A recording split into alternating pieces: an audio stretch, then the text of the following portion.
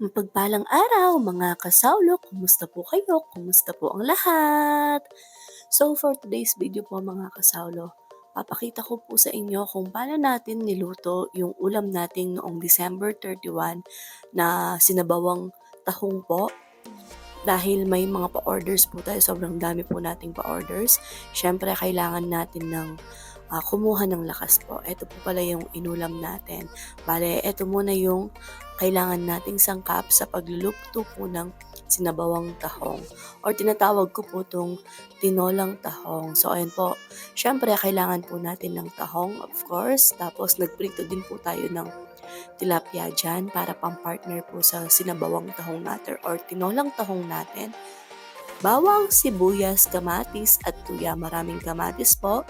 Naglagay din tayo ng pechay na gulay dyan para mas healthy po na version. Pwede din pong repolyo. So, ayun po, si Ate Malu po pala yung nagluto. Nilagay na niya yung mantika. Tapos yung luya. Sinunod din yung bawang tsaka yung sibuyas. Niluto niya lang po ng maigi yan hanggang sa lumabas yung aroma.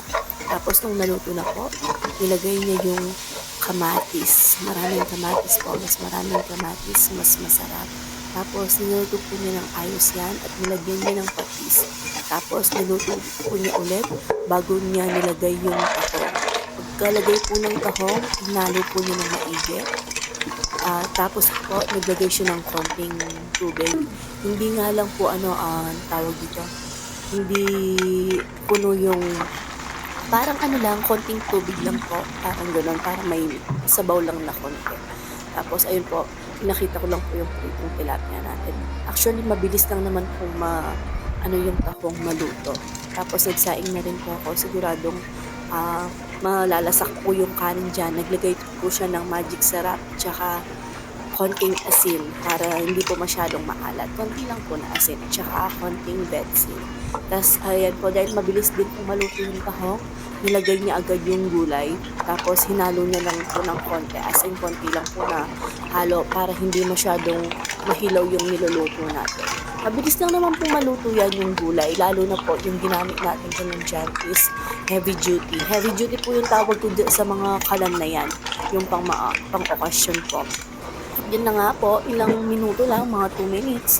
Ayan po, luto na yung ating ulam.